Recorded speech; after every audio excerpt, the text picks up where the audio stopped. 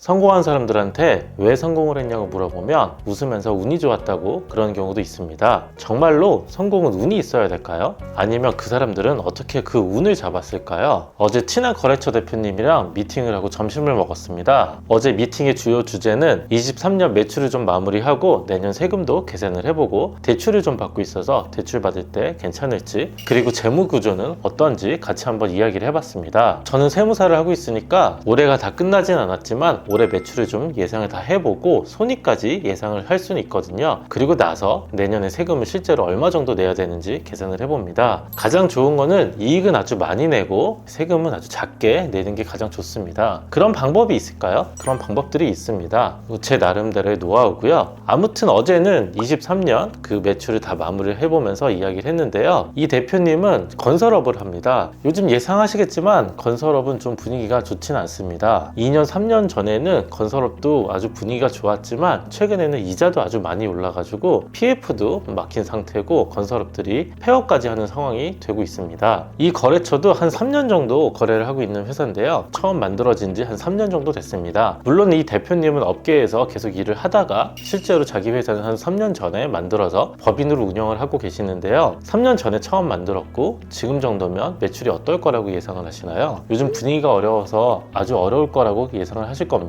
특히 또 건설업이니까요. 그런데 이 사장님은 작년에 특히 매출이 아주 많이 올랐습니다. 작년 매출 대략 계산을 해보니까 매월 순이익이 거의 1억 정도 나더라고요. 거꾸로 얘기하면 총 매출 대비 이익률도 아주 좋았습니다. 매월 1억 정도 번다는 게 아주 어렵거든요. 그래서 제가 대표님한테 어떻게 이렇게 또 성장을 하셨냐고 여쭤봤죠. 이 대표님 말씀은 작년에 자기가 로또를 하나 맞았다고 이야기를 하더라고요. 진짜 복권이 아니고 한 30억 정도 되는 공사를 입찰을 받았다고, 그래서 아주 운이 좋았다고 이야기를 하시더라고요. 그러면 이 대표님은 운이 좋아서 사업이 잘 된 걸까요? 뭐 그런 영향도 있었겠지만 그 전년도에도 사실은 매출은 비슷했습니다. 순이익도 비슷했고요. 처음 사업을 시작할 때도 사실 또 비슷했습니다. 사실 어떻게 보면 매출은 비슷했지만 그렇지만 이 대표님은 자기는 운이 좋았다고 스스로 생각을 하고 계셨습니다. 그래서 저는 성공한 사람들이 이 운에 대해서도 좀 다르게 생각을 하는구나, 이런 생각이 좀 들더라고요. 성공한 사람들과 그렇지 않은 사람들이 운을 어떻게 생각을 할까요? 아주 큰 차이가 있는데요. 성공한 사람들은 자기 스스로 운이 좋다고 주위 사람들한테 생각하게 만듭니다. 이게 아주 큰 포인트인데요. 나 스스로 운 좋은 사람이라고 주위 사람들이 그렇게 생각하게 만드는 겁니다. 의도적으로 그랬을 수도 있지만 의도하지 않게끔 그렇게 또 만듭니다. 뭔가 좋은 영향을 만든다고 해야 되나요? 그리고 당연히 이런 성공한 사람들은 기본 실력이 있습니다. 30억짜리 공사를 아무나 하는 건 아니거든요. 기본적으로 실력을 갖추고 있었고 그 실력을 기회로 만들어서 돈으로 실제로 바꾼 겁니다. 실력이 없고 기회가 없으면 입찰을 하겠다고 제안도 할 수가 없습니다. 그리고 이 공사업계 쪽에서는 조건들이 많아서 실제로 입찰 조건들이 아주 까다롭거든요. 그런데 우리 거래처 사장님은 입찰을 할 수 있는 조건을 이미 갖추었고 그것도 따냈습니다. 따낸 다음에도 공사가 아주 잘 돼서 매출이 순이익까지 만들어냈죠. 성공한 사람들이 운에 대해서 또 특별하게 생각하는 거는 아주 감사하게 생각한다는 겁니다. 베풀 줄 안다는 거죠. 그래서 이렇게 세 가지가 틀린데요. 성공한 사람들은 운 좋다고 주위 사람들한테 스스로 그렇게 생각하게 만들어 버리고요. 두 번째는 기본 실력이 있습니다. 그래서 기회를 만들어서 돈으로까지 바꾸는 거죠. 그리고 세 번째는 베풀 줄 알고 감사하게 생각을 합니다. 그래서 다시 운이 돌아올 수 있도록 만드는 겁니다. 그러면 우리가 운에 대해서 한번 생각을 해보겠습니다. 운이 좋다는 이야기는 어떤 뜻일까요? 운이 좋다라는 이야기는 내 스스로 설명할 수 없는 것을 그럴듯하게 생각하고 설명을 할 때 운이 좋다는 이야기를 합니다. 예를 들어서 어린 나이에 돈을 많이 벌었는데 내가 알 수가 없거나, 특히 인플루언서들 뭐 그런 분들 좀 부러워하면서 이런 얘기를 하죠. 저 친구는 운이 좋아서 저렇게 인플루언서가 됐어, 이런 얘기를 하는 것 같고요. 이 예가 맞는지 모르겠지만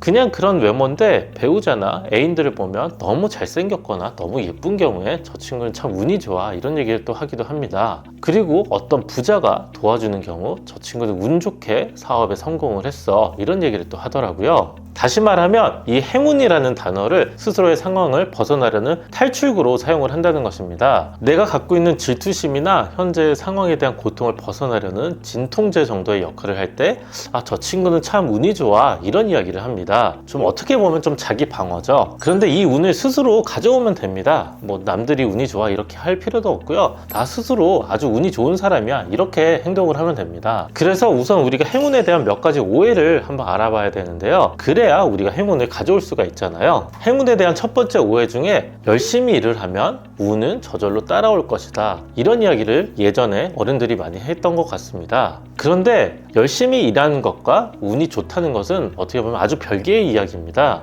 열심히 일해서 실력이 쌓이면 운을 딸 수는 있겠죠. 하지만 열심히 너무 일을 한다고 틀어박혀 있으면 운을 받을 수가 없습니다. 똑똑하다고 꼭 운이 좋은 것도 아닙니다. 그런데 확률상 제가 보기에는 똑똑한 사람들이 운이 좋은 경우가 많았습니다. 왜냐하면 그 사람들은 기회를 잡을 줄 알거든요. 똑똑하다는 거는 센스가 있다는 거고 사회생활을 또 잘한다는 의미거든요. 그래서 그 사람들은 자기 실력으로 그 운을 따서 돈으로 바꿔버립니다. 물론 똑똑하다고 모두 성공을 하는 것은 아니고 사업 수완이나 성공에 대한 방법이 있어야 되겠죠. 다시 말하면 열심히 일만 한다고 운이 따라오진 않습니다. 오히려 너무 틀어박혀 있으면 운을 받을 수가 없겠죠. 운을 찾으러 외부로 다니고 사람들을 만나야 됩니다. 그리고 두 번째 오해는 행운은 만들 수 없다고 생각을 합니다. 운은 하늘에서 떨어진다고 생각을 하죠. 보통 운이라고 생각하면 로또에 당첨되거나 아니면 돈이 갑자기 생긴다거나 이런 경우를 생각하는데, 그런 게 아니라 대부분의 우리가 받을 수 있는 운은 우리 스스로 만들 수가 있습니다. 특히 사업 잘하는 사람들은 남을 항상 배려를 하고 그 운을 자기가 받아옵니다. 남들한테 배려를 하면 남들은 어딘가 빚진 느낌을 들게 하거든요. 예를 들어서 어떤 상황에서 자기가 양보를 하면 다른 사람들은 그거를 받으면서